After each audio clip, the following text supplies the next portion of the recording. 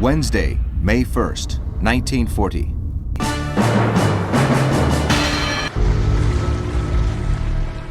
In Norway, a small group of French troops lands at Mosegen with the aim of cutting the road to the north of Narvik.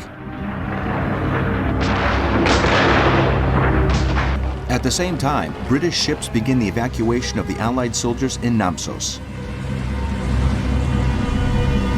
In Paris, the French intelligence services receive new information from their Czech agent Paul Thumel, a member of Abwehr, the intelligence service of the Wehrmacht, which states that the Western invasion will take place on the 10th of May. Due to this, and as a safety measure, the Germans have changed the Enigma code.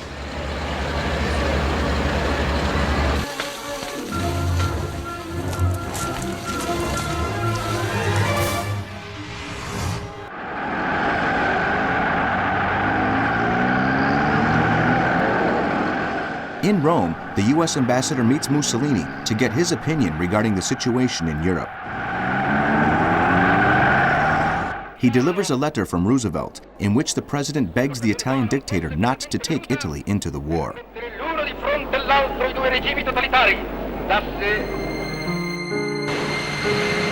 In London, the Admiralty puts British ships sailing the Mediterranean Sea on alert, while the Imperial Airways Company decides to end flights to Italy.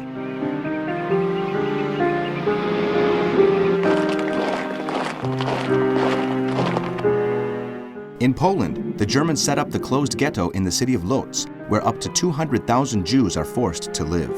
The Reich soldiers are given orders to kill anyone who approaches the barbed wire fence which surrounds the area.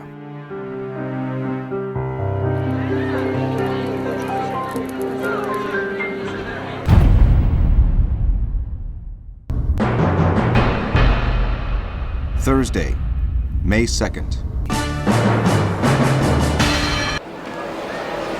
In Norway, 5,000 Allied soldiers leave Andalsnes on board British ships.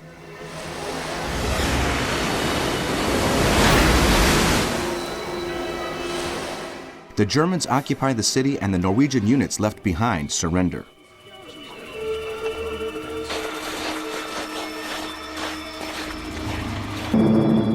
The destroyer HMS Kelly, commanded by Lord Mountbatten, reaches the port of Namsos to evacuate the soldiers left in the area.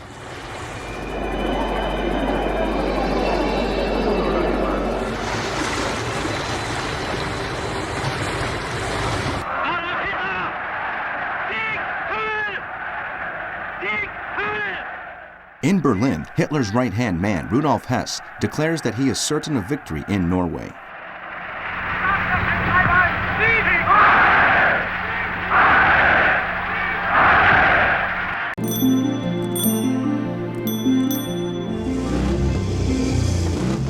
In London, Prime Minister Chamberlain confirms in the House of Commons the evacuation of the British and French troops from Norway and the withdrawal of a division from France due to the threat of a German airborne offensive and landings in Britain itself.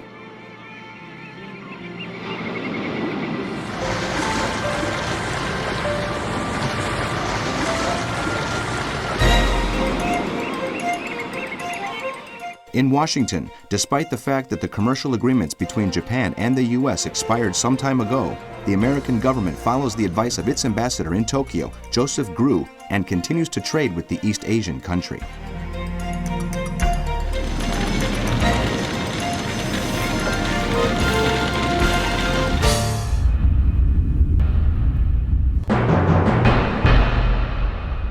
Friday, May 3rd.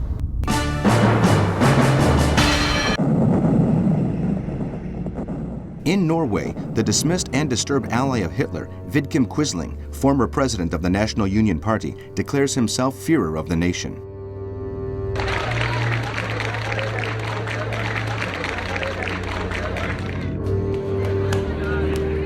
The headlines of British newspapers announce that the country has suffered a great defeat in Norway at the hands of the Germans.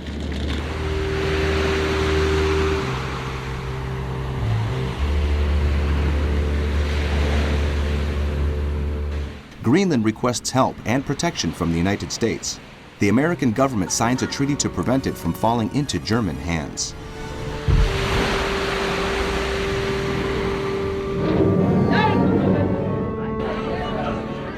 Fear and tension grow in the Netherlands. The government orders the arrest of the leaders and important members of the Nazi and communist groups.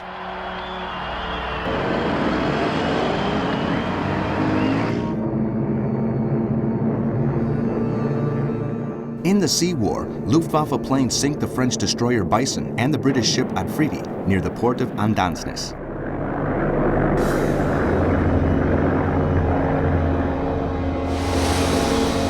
At the same time, the German ship Atlantis, which has been armed with 6 150mm guns and torpedo launch tubes and able to reach a cruising speed of 17 knots, sinks its first victim, the British ship Scientist.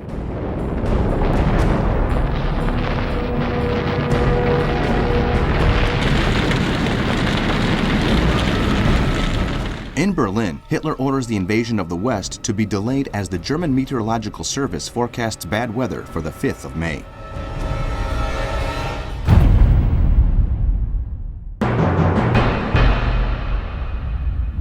Saturday, May 4th.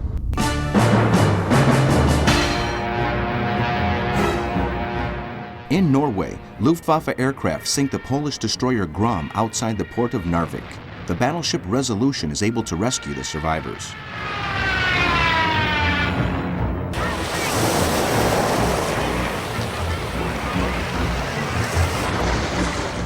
The governments of Paris and London do not trust Mussolini. Worried about the situation in the Mediterranean and the Near East, they send several Navy units to the area.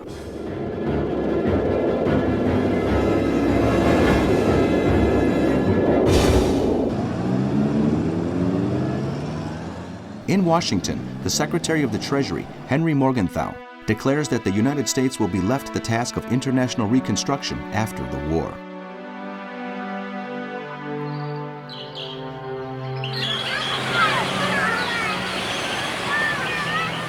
In Moscow, the Soviet government announces the completion of the railway project linking Kandalaksa with Murmansk through the north of Finland.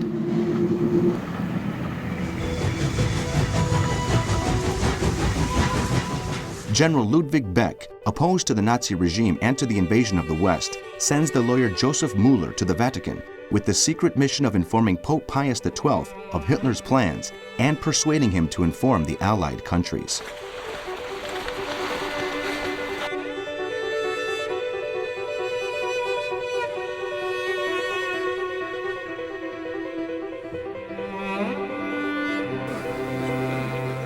Vatican sources warn King Leopold of Belgium they have evidence that the German army will invade his country very soon, but the Belgian monarch considers this information to be a mere rumor.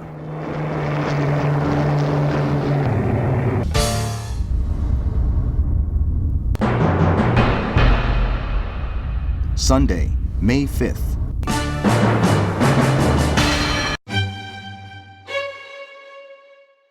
In Berlin, Hitler continues to follow Goering's advice and again delays the Western invasion because of the unfavorable weather forecast. Following an exchange of letters, the Nazi leader and King Gustav V of Sweden have agreed to maintain the agreement signed by their countries, the Swedes being determined to remain neutral.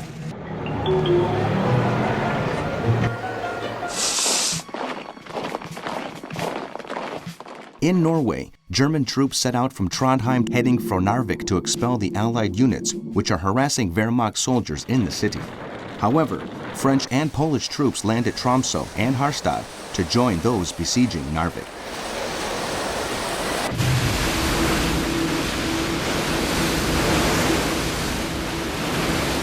In the Danish Straits, the British submarine Seal, which has been laying mines, suffers severe damage due to an explosion. 2 Arado seaplanes piloted by Luftwaffe officials, Mehrens and Schmidt, spot it. After bombing the ship, one of the planes lands and orders the surrender of its commander, Rupert Lonsdale, who happens to be celebrating his 35th birthday. He is the only officer to surrender to a British vessel during the war.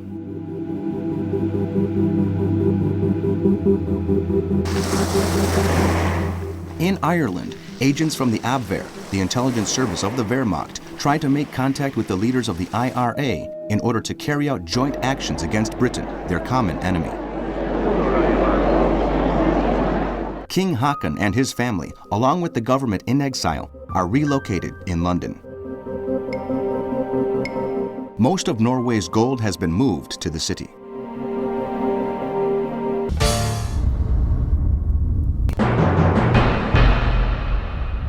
Monday, May 6th.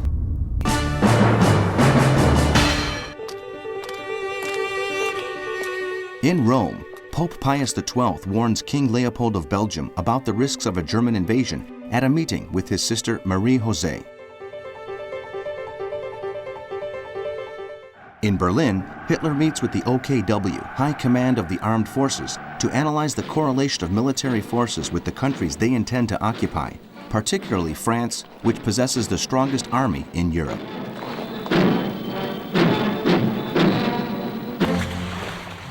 The French have 3,000 armored vehicles, while the Germans only had 2,500. Furthermore, France has the formidable Maginot Line, which is considered to be impassable. The number of planes on both sides is similar, the French counting on British air support.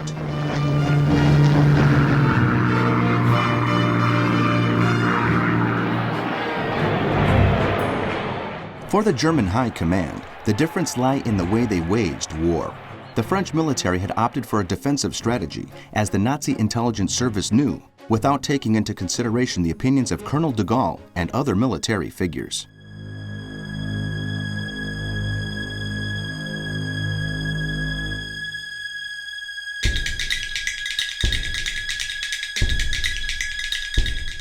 German strategy, on the other hand, as seen in Poland, was based on blitzkrieg, lightning war. Belgium and the Netherlands, with their small armies, would be taken over in a few days, while the Germans know that the French expect Hitler to repeat the Schlieffen Plan of 1914 and have therefore deployed most of their forces in the northeast, in French Flanders, while along the 400 kilometers of the Maginot Line, their forces are relatively small.